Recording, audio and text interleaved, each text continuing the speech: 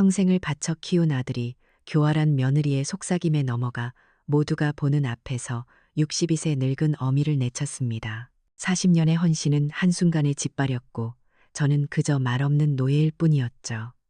하지만 모든 것을 끝내기로 결심한 그날, 제 인생의 가장 위대한 반격이 시작됩니다. 끝까지 지켜봐 주세요. 가끔 그런 생각을 해요. 내 인생이 언제부터 잘못된 걸까? 눈을 감으면 아직도 비릿한 갯내음과 시끌벅적한 사람들 소리가 생생한데 말이에요. 인천 심포국제시장, 거기서 40년 가까이 반찬 가게를 했어요. 남편 일찍 여의고 하나뿐인 아들 민준이 그놈 하나만 보고 악착같이 살았죠. 새벽같이 일어나서 나물 무치고 조림 만들고 저녁 늦게까지 가게 문을 닫으며 파김치가 되어도 아들 얼굴만 보면 힘이 났어요. 기름 냄새 밴 내 옷을 맡으며 엄마 고생했어라고 말해주는 아들이 세상의 전부였거든요. 시장 상인들, 단골 손님들 다들 팍팍하게 살아도 정이 넘쳤어요. 순인의 총각 이번에 대학 붙었다며?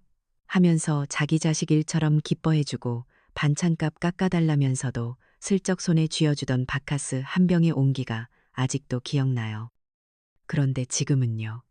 인천 앞바다가 아니라 저 멀리 불빛만 가득한 서울 하늘이 보이는 송도 신도시 45층 아파트에 살아요. 사방이 유리로 된 이 집은 너무 조용해서 가끔 귀가 먹먹할 지경이에요. 창밖으로 보이는 야경은 꼭 보석을 쏟아부은 것 같다고들 하지만 내 눈에는 그저 촘촘한 철창살 같아요. 저 불빛 하나하나에 나처럼 숨막히게 사는 사람이 또 있을까? 그런 부질없는 생각을 하다가 스르르 잠들곤 하죠. 내 집과 가게, 내 평생을 바쳐서 얻은 아들의 성공이 바로 이 풍경이었어요. 민준이가 결혼하고 대기업 부장이 되고 이제 곧 임원 승진을 앞두고 있으니 더 좋은 집으로 가야 한다고 했을 때 나는 한치의 망설임도 없었어요.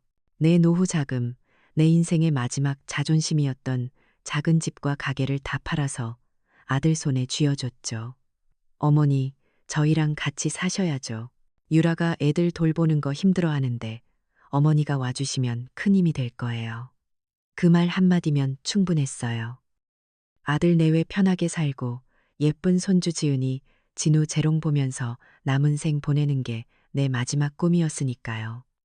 그 꿈이 악몽이 되는 데는 그리 오랜 시간이 걸리지 않았어요. 내 하루는 동트기 전 새벽 5시에 시작돼요. 곤히 자는 식구들 깨지 않게 까치발로 부엌에 가서 밥을 안 치고 국을 끓이죠. 우리 아들 민준이는 38, 건설회사에서 부장으로 일해요. 늘 피곤해 절어있고 예민하죠. 며느리 유라는 35, 참 예쁘고 세련된 아이예요.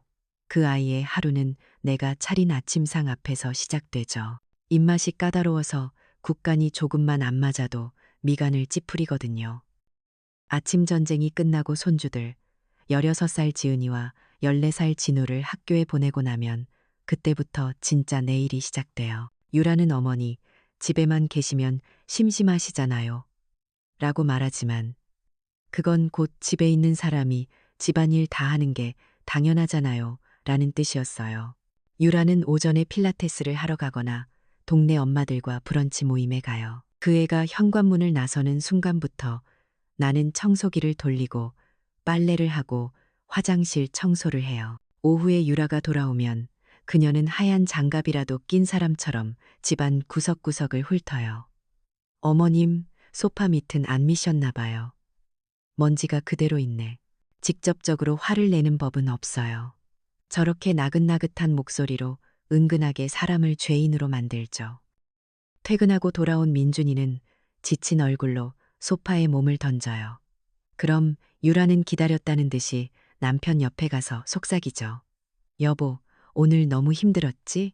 사실 내가 할 말은 아닌데 어머님이 하루 종일 뭘 하셨는지 모르겠어. 집에 오니까 집이 더 엉망인 것 같아. 그럼 민준이의 지친 눈이 나를 향해요. 어머니, 하루 종일 집에 계시면서 그것 하나 제대로 못하세요? 그 말에는 비난과 원망이 가득 담겨 있어요. 내가 뭐라고 변명하겠어요. 그냥 미안하다. 내일은 더 신경 쓸게라고 말하는 수밖에요.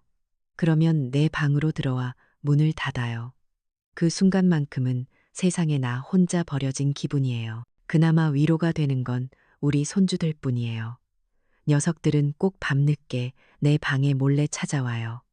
할머니, 힘드시죠? 하면서 작은 손으로 내 어깨를 주물러 주죠. 엄마가 하는 말, 너무 신경 쓰지 마세요. 그 따뜻한 말 한마디에 하루의 서름이 눈 녹듯 사라지는 것 같아요. 유라는 늘 손에서 휴대폰을 놓지 않아요. 소파에 누워서도 식탁에 앉아서도 끊임없이 무언가를 들여다보며 손가락을 움직이죠. 가끔 힐끗 보면 온통 반짝이는 것들 뿐이에요. 새로 산 명품 가방, 비싼 레스토랑 음식, 해외여행 사진들. 그 아래에는 꼭 송도맘, 럭셔리 라이프 같은 글자들이 붙어 있더라고요. 그 반짝이는 세상 속에 내 모습은 없어요. 이 집의 유령처럼 나는 사진 배경에서조차 지워져 있었죠. 나는 스마트폰을 잘 쓸 줄 몰라요. 그 애가 SNS라는 곳에 우리 가족 이야기를 어떻게 올리는지, 가족 단톡방이라는 곳에서 나를 빼고 무슨 이야기를 하는지 전혀 알지 못해요. 그저 가끔 유라가 민준이에게 휴대폰 화면을 보여주며 자기야, 지은이 친구 엄마는 이번에 남편이 유럽 보내줬대. 우리는 언제가? 라며 조르는 소리를 들을 뿐이죠. 민준이 어깨가 얼마나 무거울까 안쓰러운 마음이 들 때도 많아요. 대기업 부장이면 뭐해요? 서울, 아니, 이 송도에서 남들처럼 살려면 허리가 휘는걸요. 아내의 저런 씀씀이를 맞추려면 얼마나 스트레스가 심할까. 하지만 민준이는 그 스트레스를 나에게 풀기 시작했어요. 처음에는 그저 한숨과 힐난이었지만 점점 날카로운 말들이 섞여 나왔죠. 어머니 때문에 내 체면이 뭐가 돼요. 남들은 장모님이 집도 사주고 차도 사준다는데 그런 말을 들을 때마다 내 심장이 쿵 내려앉는 것 같아요. 내가 평생을 바쳐 키운 아들이 맞나 싶어서요. 그의 눈에는 더 이상 나에 대한 존경이나 사랑이 남아있지 않았어요. 오직 자신의 성공에 방해가 되는 늙은 짐일 뿐이었죠. 갈등이 폭발한 건 어느 가을날이었어요.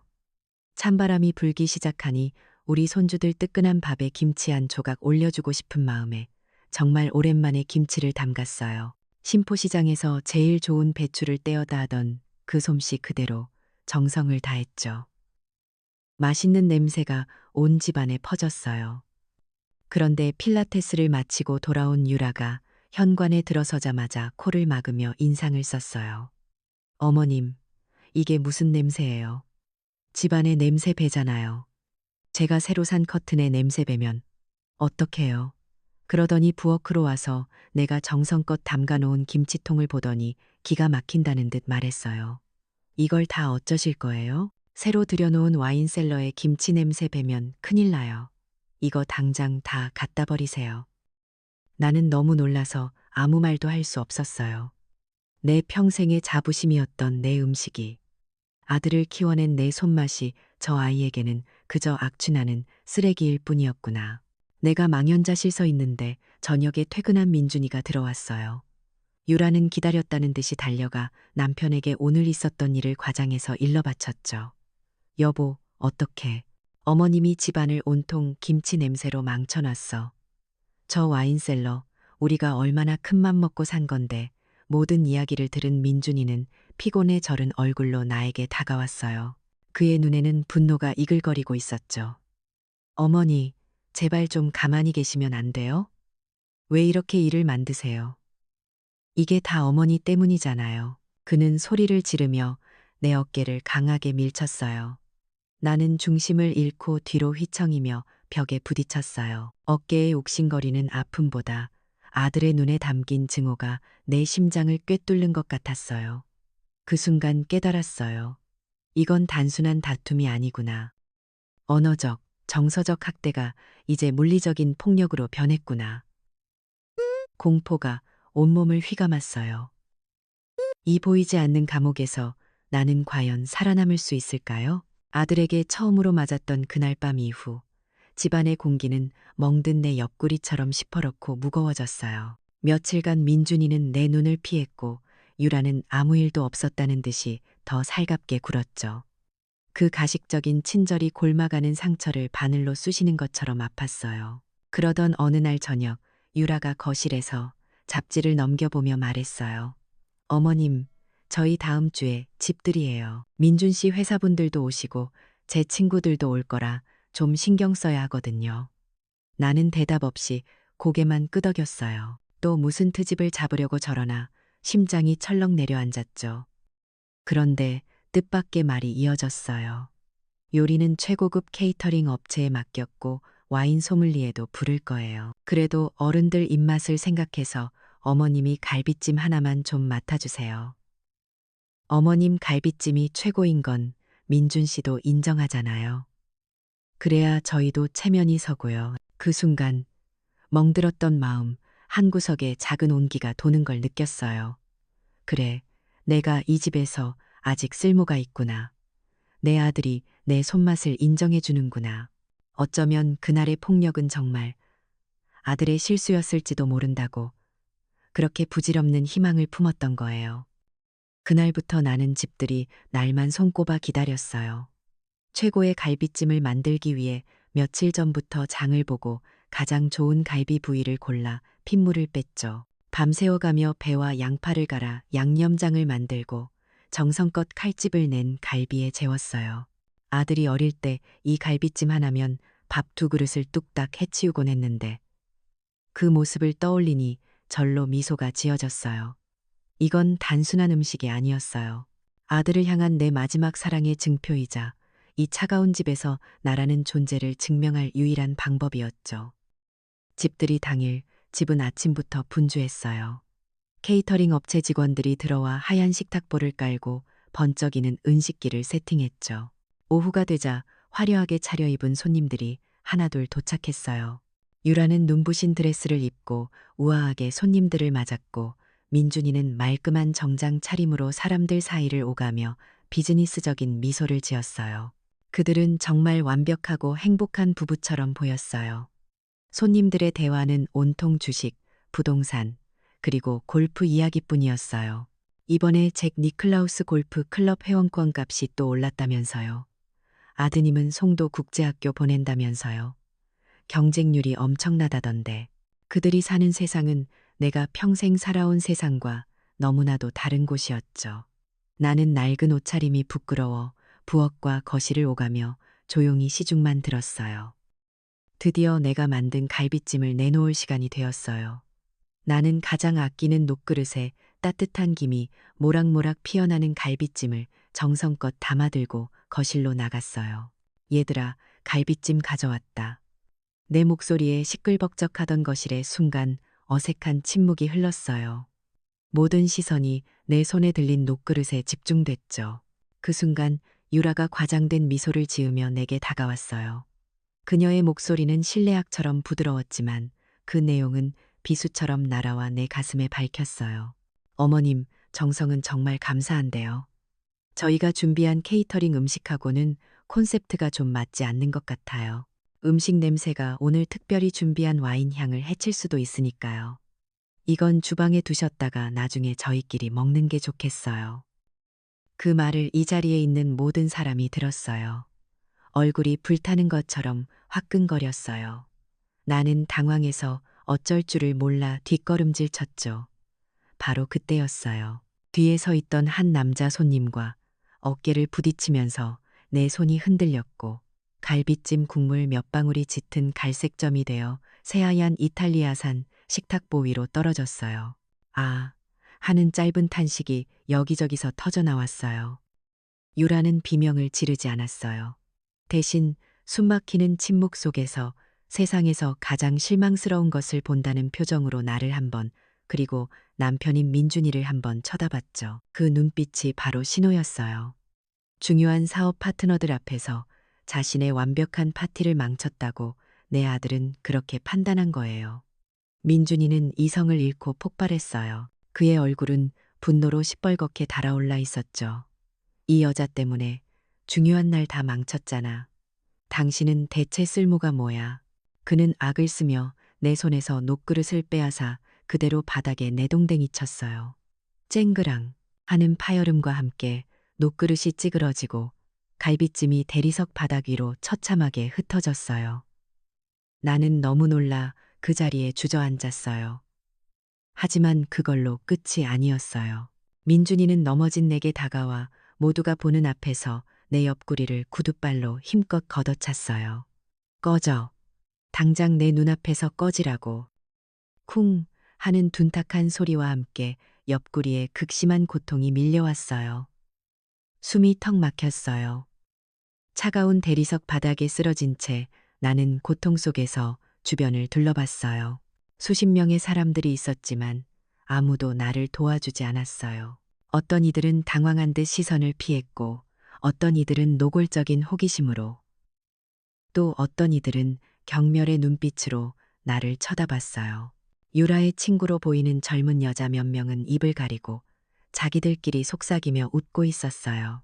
한 여자는 마치 아름다운 실내 장식을 찍는 척하면서 슬쩍 휴대폰을 들어 이쪽을 향하기도 했죠. 내 비극이 그들에게는 잠시 동안의 가십거리, 흥미로운 구경거리에 불과했던 거예요. 그때 유라가 눈물을 글썽이며 민준이의 팔을 잡았어요. 그녀는 손님들을 향해 세상에서 가장 가련한 목소리로 말했죠. 죄송해요, 여러분. 남편이 요즘 회사 일 때문에 승진 스트레스가 심해서 너무 예민해졌나 봐요. 제가 대신 사과드릴게요. 모든 책임을 남편의 스트레스로 돌리면서 그녀는 바닥에 쓰러진 나를 단 한 번도 쳐다보지 않았어요. 나는 완벽하게 혼자였어요. 이 가면무도회에서 가면을 쓰지 않은 사람은 나 하나뿐이었고 그 죄로 난도질당하고 있었죠. 그때였어요. 할머니, 할머니, 괜찮으세요? 울음 섞인 목소리와 함께 지은이와 진우가 달려와 나를 부축했어요. 아이들은 겁에 질려 있었지만 아빠를 향한 그들의 눈빛에는 경멸과 분노가 가득했어요. 아빠, 어떻게 할머니한테 이럴 수가 있어요? 아이들의 울부짖음만이 텅 빈 거실에 울려 퍼졌어요. 그 순간 나는 깨달았어요. 이것은 절망의 끝이자 모든 것의 시작이라는 것을요. 그날 파티가 어떻게 끝났는지 기억나지 않아요. 지은이와 진우의 울음소리, 사람들의 수군거림, 그리고 쿵쿵 울리는 내 심장 소리만이 귓가에 맴돌았죠. 누군가 나를 부축해 방으로 데려다 주었고 나는 멍든 옆구리를 붙잡고 침대에 쓰러져 꼼짝도 할 수 없었어요. 아픔보다 더한 굴욕감과 배신감이 온몸을 쇠사슬처럼 올감했어요. 내 평생이, 내 아들이, 내 모든 것이 부정당하는 기분이었어요. 차라리 이대로 눈을 감으면 모든 고통이 끝나지 않을까 그런 못된 생각까지 들더군요. 얼마나 지났을까 방문이 조용히 열리고 지은이와 진우가 들어왔어요. 아이들은 문을 걸어 잠그더니 내 침대맡에 쭈그려 앉아 소리 죽여 울기 시작했어요. 그 작은 어깨들이 들썩이는 걸 보니 죽고 싶다는 생각마저 사치처럼 느껴졌어요. 지은이가 내 손을 꼭 잡으며 말했어요. 할머니, 더 이상 이렇게 사시면 안 돼요. 제발. 저희를 위해서라도 이러시면 안 돼요. 그 말에 굳어있던 눈에서 눈물이 왈칵 쏟아졌어요. 그때 진우가 가방에서 주섬주섬 노트북과 휴대폰을 꺼내 연결하기 시작했어요. 할머니, 보여드릴 게 있어요. 나는 무슨 영문인지도 모른 채 아이가 내미는 노트북 화면을 쳐다봤어요. 화면 속에는 익숙한 우리 집 거실이 보였어요. 그리고 아들 민준이의 목소리가 들렸죠. 어머니 때문에 회사에서 창피해 죽겠다고요. 제발 제 인생에 좀 끼어들지 마세요. 작년 추석 때 내가 싸준 음식을 민준이가 타박하던 날의 영상이었어요. 나는 애써 잊으려 했던 그날의 기억이 생생하게 되살아나 심장이 다시 조여왔어요. 영상은 한두 개가 아니었어요. 이 집에서 숨만 쉬고 조용히 사시라고요. 네?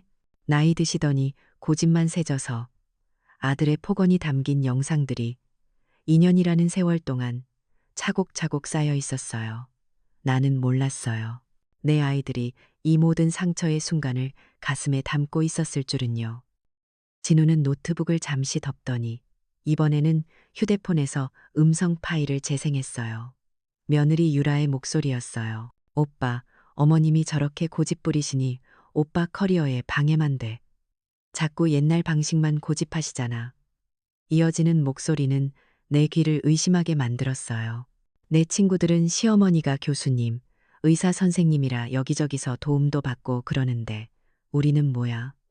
오빠 승진하려면 주변 사람들한테 잘 보여야 하는 거 알잖아. 어머님 때문에 우리가 얼마나 손해보는지 알아.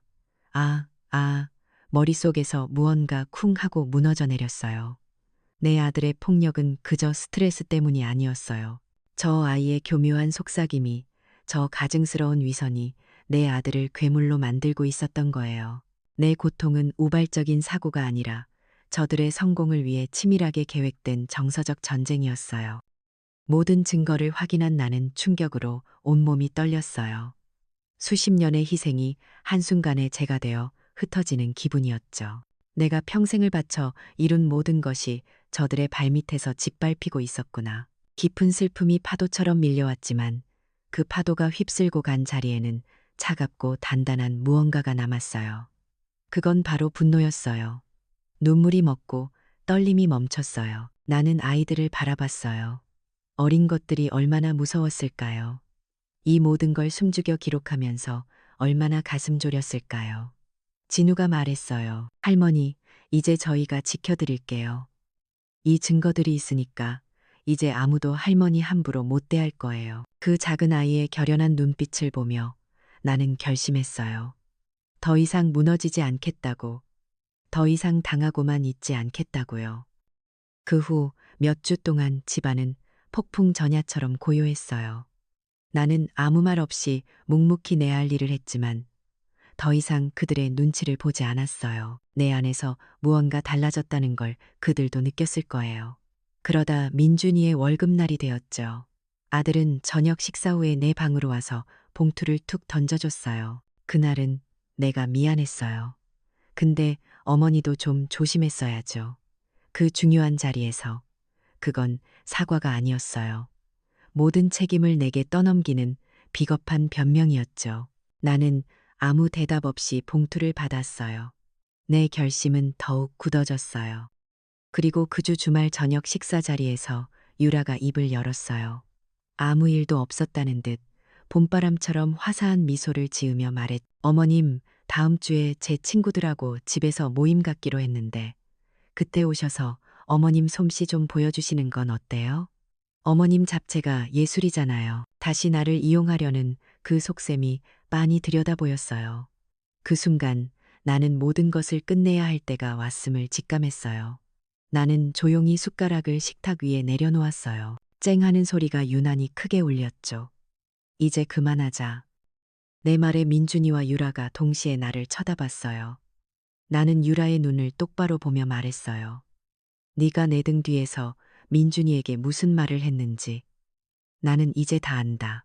내 말이 끝나기 무섭게 식탁 밑에 있던 진우가 블루투스 스피커에 재생 버튼을 눌렀어요. 내 친구들은 시어머니가 교수님, 의사 선생님이라 유라의 목소리가 온 집안에 울려 퍼졌어요. 동시에 지은이는 태블릿 PC 화면을 돌려 민준이의 폭언이 담긴 영상을 보여줬어요.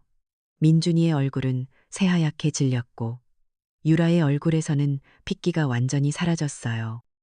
나는 자리에서 일어났어요. 그리고 내 아들을 한때 내 세상의 전부였던 그를 바라보며 말했죠. 나는 너를 괴물로 키우지 않았다. 내 성공을 위해 내 인생을 바쳤지. 내 존엄까지 바친 건 아니야. 오늘부터 나는 내 엄마가 아니다. 나는 미리 쌓아두었던 작은 가방을 들었어요. 그리고 이 아파트 내 힘으로 얻은 게 아니지. 내가 너에게 주던 월세와 생활비 지원, 오늘부로 모두 끝이다. 이제 너희들끼리 너희들이 말하는 그 격에 맞춰서 잘 살아봐라. 나는 지은이와 진우의 손을 잡고 뒤돌아섰어요. 현관문을 열고 나서는 내 등 뒤로 두 사람의 고성과 비난이 폭포수처럼 터져 나왔어요. 당신 때문이야. 네가 다 망쳤어.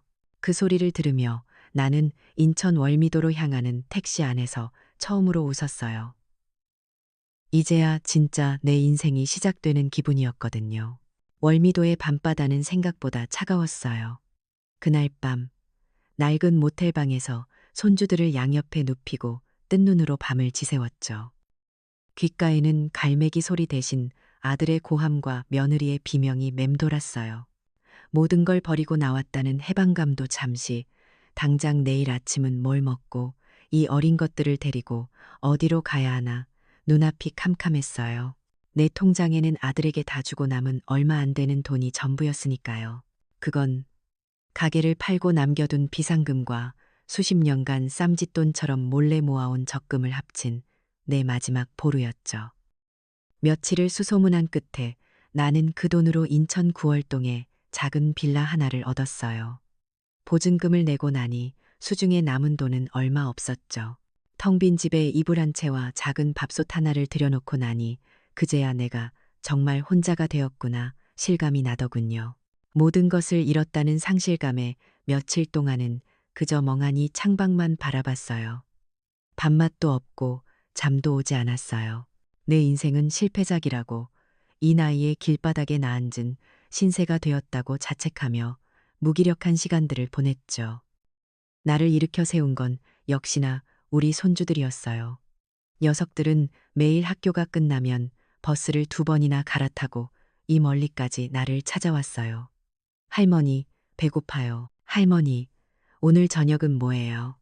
아이들의 맑은 목소리를 들으니 이렇게 주저앉아 있을 수만은 없다는 생각이 들었어요. 나는 먼지가 쌓인 부엌으로가 10수년 만에 오롯이나 자신과 내 새끼들을 위한 밥을 짓기 시작했어요. 칼을 잡고 팔을 썰고 보글보글 찌개가 끓는 소리를 들으니 신기하게도 마음이 차분해졌어요. 그래, 내게는 아직 2손이 남아있고 40년간 시장 바닥에서 구르며 익힌 이 손맛이 남아있었구나. 부엌에 서서 요리를 할 때 나는 비로소 숨을 쉬고 살아있음을 느꼈어요.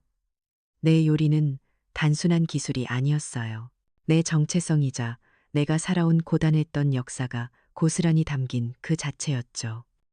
아이들은 내가 해준 음식을 세상에서 가장 맛있는 음식인 양 먹어치웠어요. 할머니, 이건 진짜 팔아야 돼요. 대박 날 거예요. 진우가 호들갑을 떨며 말했죠. 지은이도 옆에서 거들었어요. 맞아요, 할머니.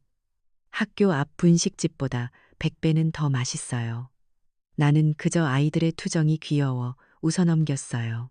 그런데 며칠 뒤 진우가 자기 휴대폰을 들고 와 내 앞에 앉았어요. 화면 속에서는 젊은 사람들이 나와서 요리를 하고 있었죠. 할머니, 이 사람들 유튜버래요. 이렇게 요리하는 거 영상으로 찍어서 올리면 사람들이 보고 돈도 번대요. 나는 그게 다 무슨 소리인가 어리둥절했죠. 할머니도 할 수 있어요. 다른 사람들보다 할머니 이야기가 훨씬 더 특별하잖아요. 그날 이후 아이들은 매일같이 나를 설득했어요. 지은이는 공책에 삐뚤빼뚤한 글씨로 순이 엄마의 집밥이라는 채널 이름을 써오고 김이 모락모락 나는 뚝배기 그림까지 그려왔죠. 녀석들의 반짝이는 눈을 보니 차마 안 된다는 말이 나오지 않았어요.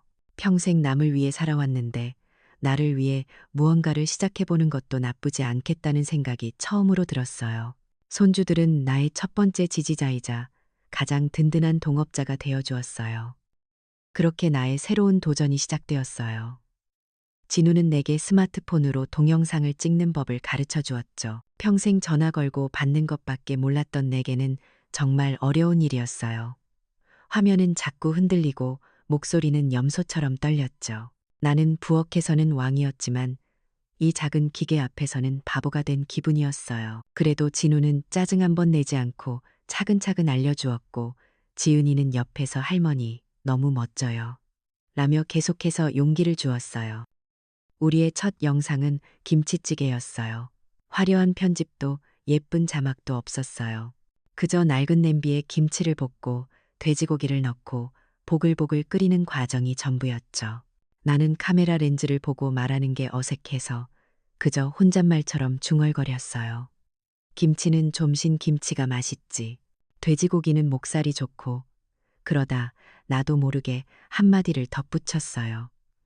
우리 아들이 어릴 때 제일 좋아하던 찌개예요. 그 말을 하는 순간 울컥 눈물이 쏟아질 것 같아 황급히 고개를 돌렸죠. 첫 영상의 조회수는 처참했어요. 고작 20명 남짓. 나는 역시 안 되는구나. 실망감이 밀려왔어요. 그런데 그날 밤 영상 아래에 작은 댓글 하나가 달렸어요. 영상 보고 돌아가신 저희 엄마 생각이 나서 한참 울었네요. 따뜻한 영상 감사합니다. 나는 그 댓글을 보고 또 봤어요. 내 서툰 영상이, 내 진심이 누군가에게는 가닿았구나. 그 작은 위로에 나는 다시 용기를 냈어요. 지은이와 진우, 그리고 나는 머리를 맞대고 회의를 했죠. 우리는 화려한 요리가 아니라 된장찌개, 계란찜, 멸치볶음처럼 평범하고 소박한 집밥에 집중하기로 했어요. 그리고 각 음식에 얽힌 내 사연을 솔직하게 풀어내는 것을 우리만의 전략으로 삼았죠. 식재료를 사기 위해 소래포구 어시장에 짠내 나는 공기를 마시고 남촌 농산물 도매시장의 활기찬 기운을 느끼며 나는 조금씩 다시 세상 밖으로 걸어 나오고 있었어요. 휴대폰으로 댓글을 읽고 더듬더듬 하트를 누르며 이름 모를 사람들과 소통하는 법을 배우면서 나는 세상과 연결되는 아주 작은 창 하나를 발견한 기분이었어요. 절망의 잿더미 속에서 그렇게 아주 작은 희망의 싹이 트고 있었던 거죠. 꾸준히 영상을 올린 지 석 달쯤 되었을까요? 제 채널에 작은 기적이 일어나기 시작했어요. 처음에는 그저 수십, 수백 명에 머물던 조회수가 어느 날 아침에 일어나 보니 수만 단위로 뛰어올라 있었죠. 진우 말로는 어느 큰 온라인 커뮤니티에 AI가 추천해준 할머니 채널 보고 울었습니다라는 제목의 글이 올라왔는데 그게 소위 말하는 대박이 났다는 거예요. 제 진솔한 이야기가 담긴 음식 영상이 집밥을 그리워하는 젊은 사람들과 저와 비슷한 세월을 살아온 중장년층의 마음을 동시에 울렸던 모양이에요. 그날 이후 세상이 뒤바뀌는 것 같았어요. 구독자 수는 하루가 다르게 늘어났고 제 영상 아래에는 수천 개의 댓글이 달렸죠. 할머니, 저 유학 생활 중인데 영상 보면서 고향 생각에 한참 울었어요. 저희 엄마도 저렇게 멸치 볶아주셨는데 레시피 감사합니다. 따뜻한 응원의 메시지들을 읽는 것이 제 하루 중 가장 큰 기쁨이 되었어요. 그리고 처음으로 유튜브에서 정산해준 수익을 확인하던 날, 저는 제 눈을 의심했어요. 그건 제 아들 민준이가 대기업 부장으로 일하며 한 달 내내 벌던 월급보다도 훨씬 큰 금액이었거든요. 평생을 시장 바닥에서 푼돈을 만지며 살아온 제게는 정말 꿈만 같은 일이었죠. 온라인에서의 인기는 곧 세상 밖으로 이어졌어요. 방송국 작가라며 전화가 오기 시작하더니 유명 아침 방송과 요리 예능 프로그램에서 앞다투어 저를 섭외하려고 했어요. 난생 처음 해보는 방송 출연에 떨리기도 했지만 막상 카메라 앞에서 제 음식 이야기를 시작하니 긴장도 사라지더군요. 저는 그저 평생 해왔던 대로 정성을 다해 요리를 하고 제 삶의 이야기를 진솔하게 풀어냈을 뿐인데 사람들은 그런 제 모습을 좋아해 주었어요. 어느새 저는 국민 어머니라는 별명까지 얻게 되었죠. 곧이어 국내에서 가장 큰 출판사에서 연락이 왔어요. 제 인생 이야기와 요리법을 담은 책을 내고 싶다며 제가 평생 만져볼 수도 없을 거라 생각했던 거액의 계약금을 제시했죠. 심지어 인천시에서는 저를 인천 전통 음식 홍보대사로 위촉하기까지 했어요. 인천을 떠나 서울에서 서름을 겪었던 제가 다시 인천의 자랑이 되어 돌아온 순간이었어요. 새로운 사람들을 만나는 일도 많아졌어요. 한 방송 프로그램 촬영 때 저와 동년배인 은퇴한 음식 사진작가 한 분을 만나게 되었어요. 그는 한때 국내 최고의 사진작가였지만 지금은 소박하게 텃밭을 가꾸며 살고 있었죠. 그는 제게 선생님의 음식에는 단순한 맛이 아니라 한 사람의 인생과 철학이 담겨 있습니다. 라고 말해 주었어요. 그는 제 요리의 가치를 한눈에 알아봐 주었고 우리는 금세 마음이 통하는 친구가 되었죠. 그분은 제 책에 들어갈 사진을 직접 찍어주겠다며 인천의 차이나타운과 옛 정취가 남아있는 계양장 거리를 함께 돌아다니며 정말 멋진 사진들을 만들어 주었어요. 저는 제 인생의 황혼역에서야 비로소 저를 존중해주고 제 가치를 알아주는 귀한 인연을 만난 거예요.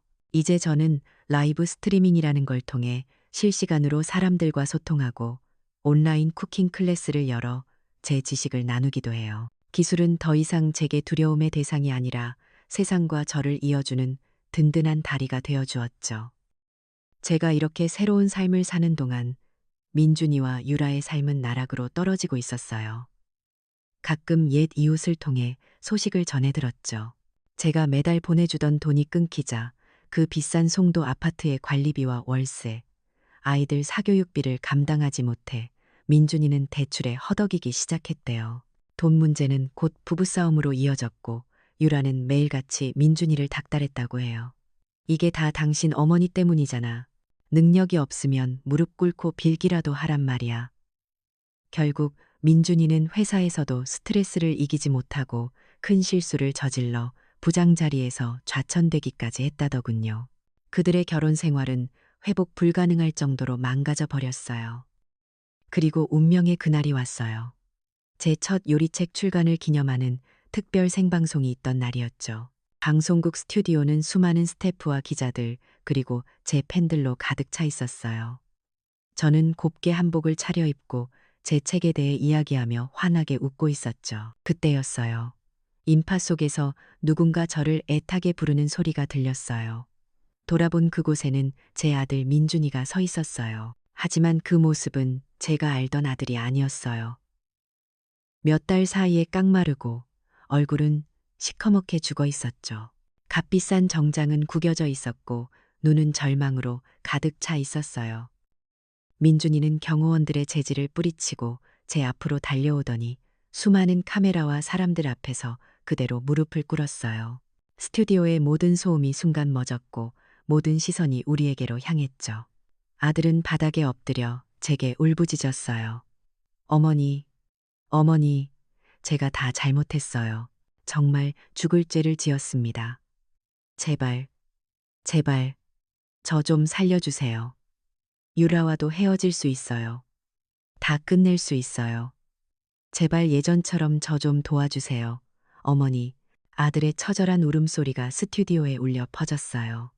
저는 아무 말 없이 바닥에 엎드려 제 발치에 매달리는 아들을 그저 가만히 내려다볼 뿐이었어요. 수많은 카메라 플래시가 폭죽처럼 터지고 스튜디오는 아들의 울음소리와 사람들의 경악 어린 수군거림으로 아수라장이 되었어요. 하지만 이상하게도 내 마음은 텅 빈 활주로처럼 고요했죠.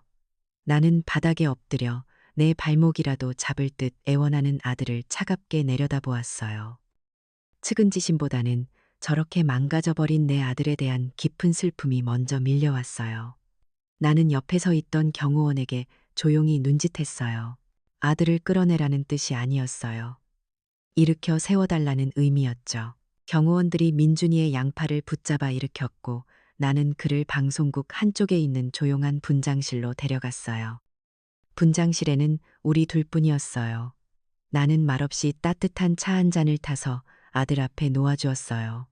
민준이는 덜덜 떨리는 손으로 찻잔을 받아들고는 고개를 들지 못했죠. 한참의 침묵이 흐른 뒤 내가 먼저 입을 열었어요. 일어나라, 민준아. 내 목소리는 나 자신도 놀랄 만큼 차분하고 단단했어요. 네가 무릎 꿇어야 할 대상은 내가 아니다. 너 자신과 그리고 네가 산산조각 내버린 내 가족에게 무릎 꿇어야지. 아들은 그저 어깨를 들썩이며 흐느낄 뿐이었어요. 나는 아들의 눈을 똑바로 쳐다보며 말을 이었어요. 내가 평생 너를 사랑했던 그 마음은 진심이었다. 너는 내 세상의 전부였고 내 삶의 이유였으니까. 하지만 돌아보니 알겠다. 내 맹목적인 사랑이 너를 괴물로 그리고 나를 노예로 만들었다는 걸. 나는 잠시 숨을 골랐어요. 그래서 나는 결심했다. 너를 위해 살던 내 엄마는 오늘 이 자리에서 죽는다고. 예전의 박순이는 이제 없어. 나는 이제 내 이름 박순이로 살아갈 거다. 그 말에 아들이 고개를 들었어요. 그의 눈에는 절망과 함께 희미한 기대감이 서려 있었죠. 나를 용서하고 다시 받아줄 거라는 기대. 나는 그 기대를 단호하게 잘라냈어요. 네가 원하는 게 돈이라는 거 안다. 하지만 나는 네게 돈을 주지 않을 거다. 아들의 눈빛이 흔들렸어요. 나는 말을 계속했죠. 내게 돈을 주는 것은 썩은 상처에 진통제를 놓는 것과 같아.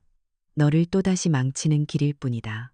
대신 나는 가방에서 작은 종이 한 장을 꺼내 그에게 건넸어요. 나는 내 책 수익금의 일부를 인천시 여성인력개발센터와 함께 가정폭력으로 고통받는 노인들을 위한 자립 프로그램에 기부하기로 했. 나와 같은 어머니가 그리고 너와 같은 아들이 이 세상에 더는 생기지 않도록 하는데 내 남은 힘을 쓸 생각이야. 종이에는 법률상담센터와 심리치료센터의 연락처가 적혀 있었어요.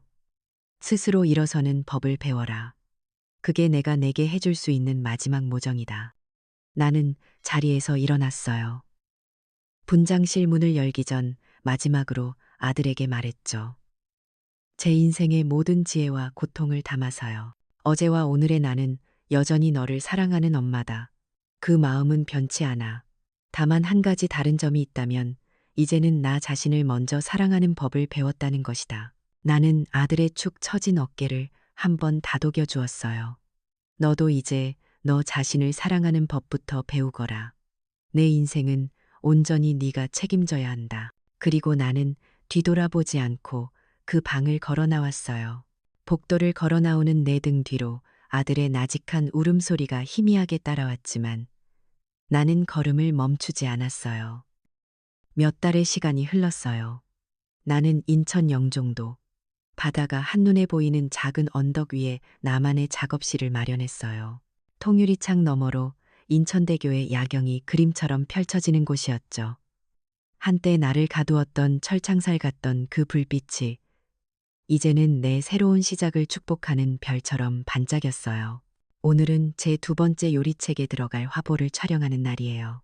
작업실은 오랜 친구가 된 사진작가 아저씨와 우리 손주들, 그리고 새로 사귄 동네 이웃들의 웃음소리로 가득 찼죠. 할머니, 이쪽 보고 웃으세요. 하나, 둘, 셋. 진우가 제법 전문가처럼 소리치면 모두가 박장대소를 터뜨렸어요. 내 얼굴에는 더 이상 희생의 그늘이나 슬픔의 흔적이 남아있지 않았어요. 그저 내 삶의 주인으로 살아가는 사람의 평온과 자신감, 그리고 기쁨만이 가득했죠. 작업실 한편에 놓인 라디오에서는 마침 제 이야기가 흘러나오고 있었어요. 베스트셀러 순이 엄마의 집밥 박순희 작가의 기부로 시작된 노인 자립 지원 프로그램이 나는 창밖의 바다를 바라보며 조용히 미소 지었어요. 제 작은 날갯짓이 누군가에게는 새로운 희망이 될 수 있다는 사실에 가슴 벅찬 행복을 느꼈어요. 62세, 나는 비로소 내 이름 석자를 찾았고 내 인생의 가장 빛나는 계절을 맞이하고 있었어요. 박순희 씨의 이야기는 우리에게 보여줘요. 진정한 사랑은 맹목적인 희생이 아니라 자기 자신을 먼저 존중하고 사랑하는 마음에서 시작된다는 것을요. 때로는 가장 큰 사랑과 가르침이 모든 것을 끊어내는 가장 단호한 모습으로 찾아오기도 하는 법이니까요. 자신을 지킬 때 비로소 진짜 행복이 시작되죠.